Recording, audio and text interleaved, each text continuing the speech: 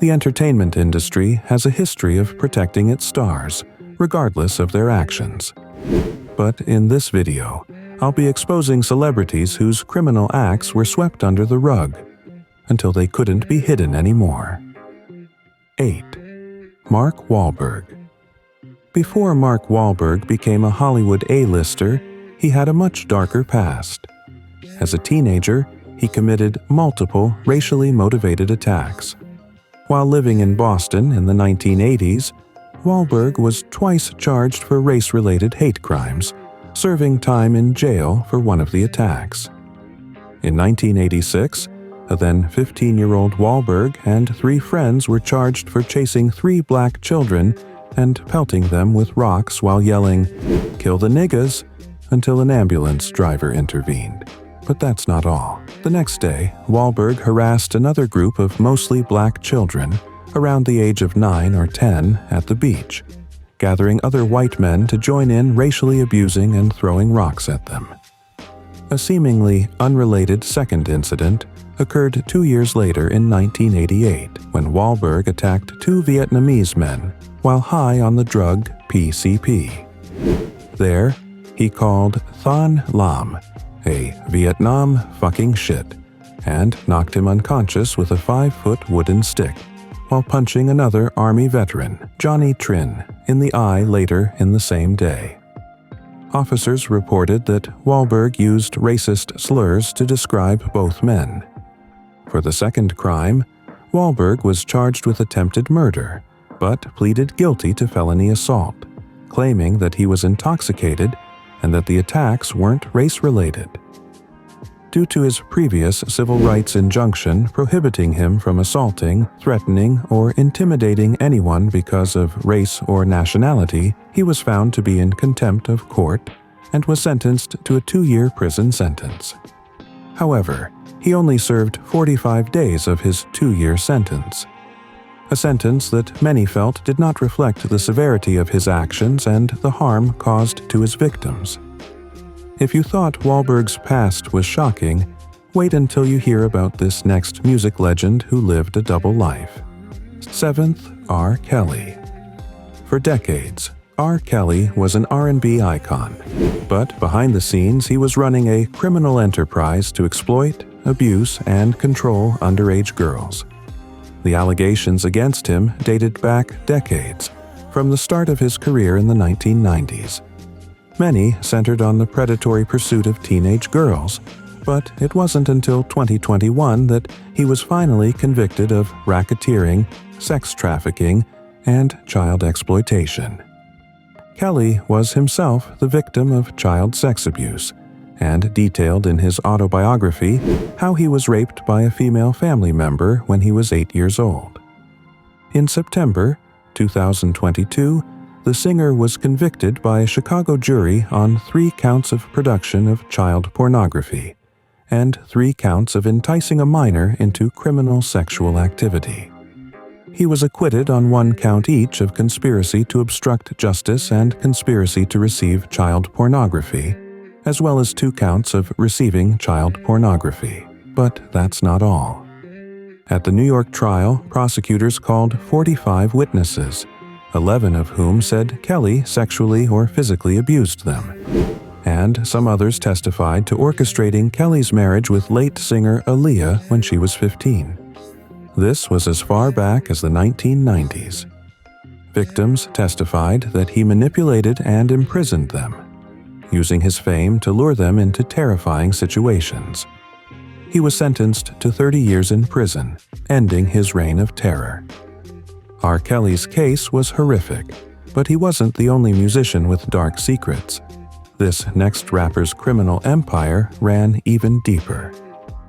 6th, Suge Knight. Believe it or not, he was one of the most feared names in the music industry. The 49-year-old Knight, who has a long history of violent crimes, started the label that helped put West Coast rap on the map with the legendary group NWA. The label also launched the career of Snoop Dogg and had Tupac Shakur in the last months of his life. But the brighter you go, they say, the darker the shadows. For every high the founder reached, there was another incredible low lurking in his shadows. He was constantly linked to violence, from allegedly threatening artists to rumors of involvement in Tupac Shakur's murder. But in 2015, his criminal ways caught up with him when he ran over two men in a hit-and-run, ending Terry Carter. Knight's attorney, James Blatt, said the crash was an accident. He was in the process of being physically assaulted by two men, and in an effort to escape, he unfortunately hit two individuals, the lawyer said. He was in his car trying to escape. The empty truck was found late Thursday in a West Los Angeles parking lot. Knight was seen driving a red pickup truck 20 minutes earlier in a different part of town where a music video was being filmed, the lieutenant said. A 55-year-old man died at a hospital, and a 51-year-old man was injured, but authorities did not immediately know his condition. He was arrested around 3 a.m. after turning himself in to authorities and was also being held on $2 million bail. But here's the shocking part. Knight's record was more colorful. He was at the center of one of the most notorious rap conflicts of that decade, pitting rappers Tupac Shakur against Biggie Smalls in an East Coast versus West Coast rivalry. Knight was sent to prison for nearly 5 years for badly beating a rival with Shakur at a Las Vegas hotel, just hours before Shakur was fatally shot while riding in Knight's car just east of the Strip. There was another case involving a man known as Smalls, adding the Knight's alleged crimes. Smalls, whose real name was Chris Wallace, was shot to death in a similar attack 6 months later. The history of Knight's run-ins with the law goes back more than 20 years and includes assault and weapons offenses. Once, Knight pleaded not guilty to a robbery charge filed over an incident in which a celebrity photographer accused him of stealing her camera in Beverly Hills. He has felony convictions for armed robbery and assault with a gun. For this, he was sentenced to 5 years of probation. And, due to his prior convictions, he could face up to 30 years in prison. But the most shocking part of this video is yet to come. Up next is a Hollywood actor whose real-life murder was even more chilling. 5. Robert Blake. Blake was the rare kind of person stuck in the limelight since his childhood days. He started acting at the tender age of 6 years old and went on to become one of the most well-known actors of his time. But all that seemed too hard and fast for the old actor. In 2001, award-winning actor Robert Blake, best known for Beretta, was accused of murdering his wife, Bonnie Lee Bakley. Blake was accused of shooting his wife twice while she was sitting in the front passenger seat of their car. Despite what Blake alleged, investigators found that the shots came from outside the car. Incidentally, and very conveniently enough, there were no witnesses to the shooting, making the outcome extremely heavily dependent on the investigations conducted by the police.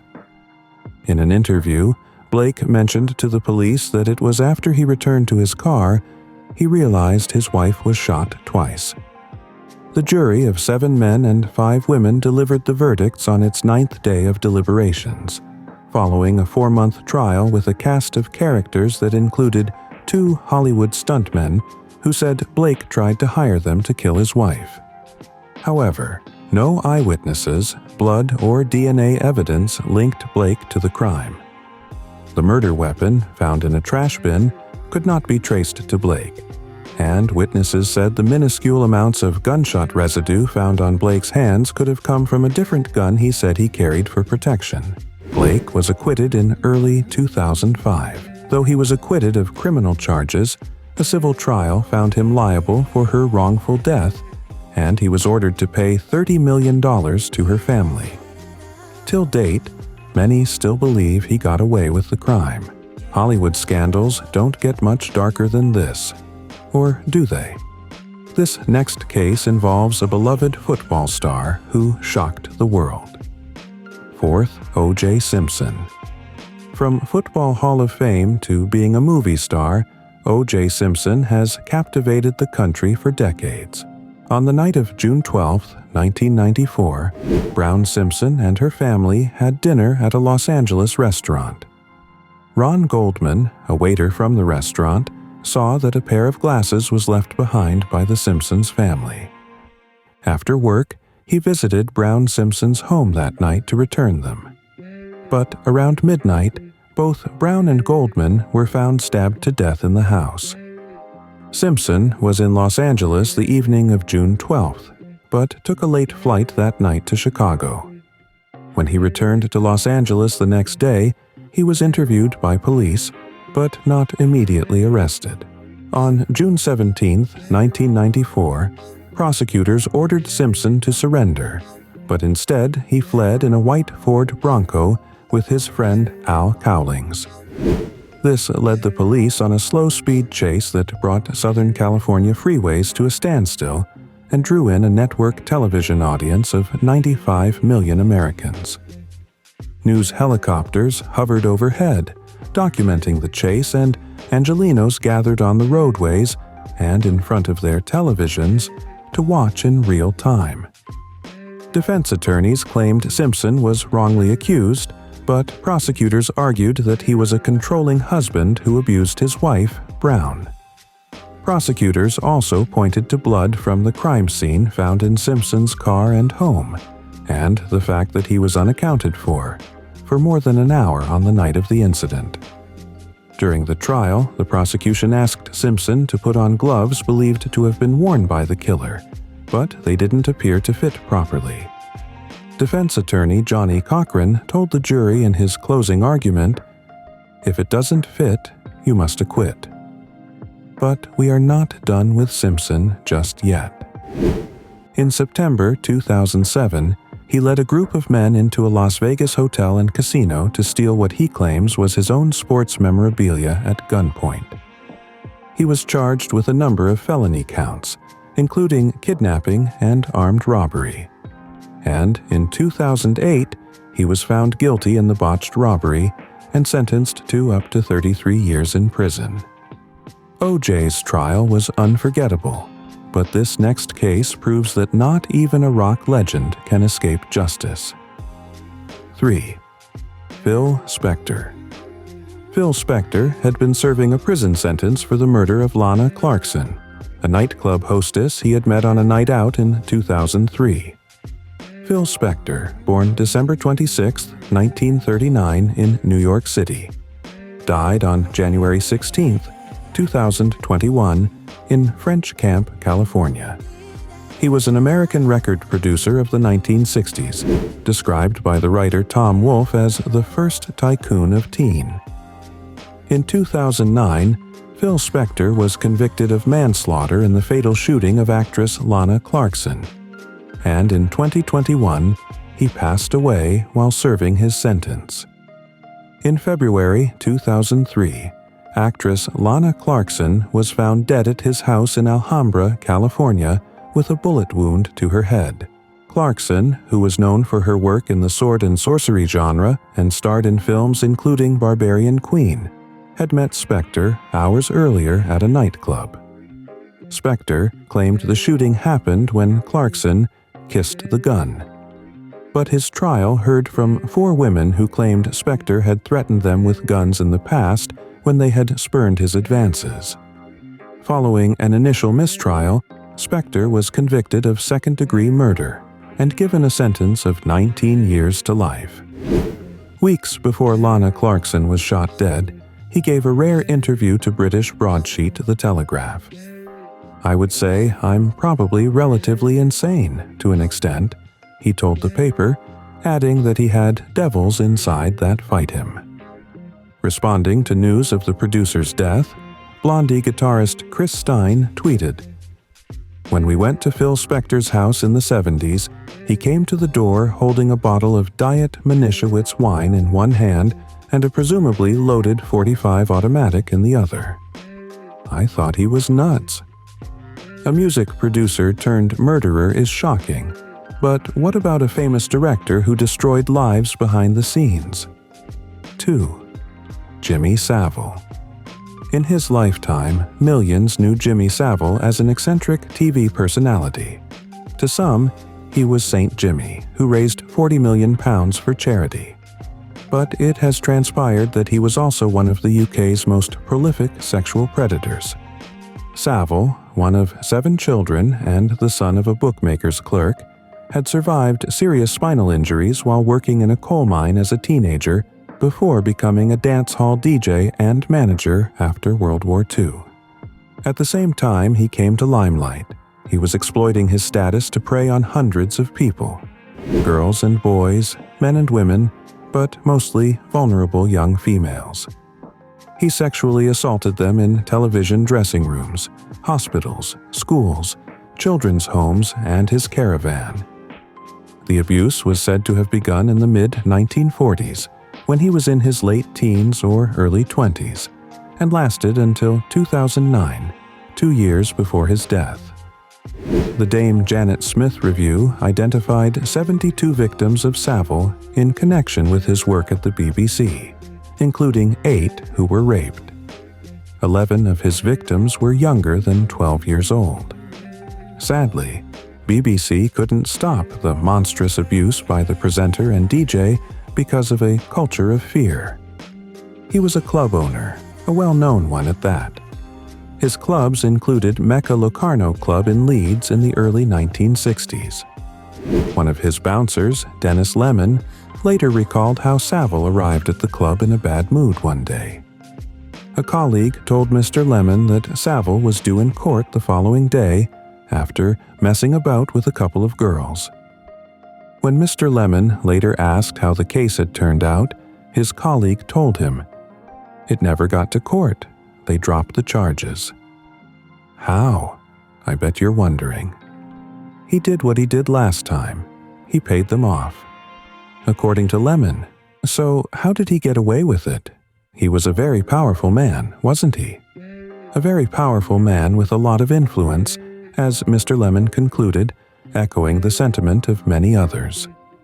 Roger Holt, a former record plugger who visited the Radio 1 offices every week, said Savile's predilection for young girls was an open secret.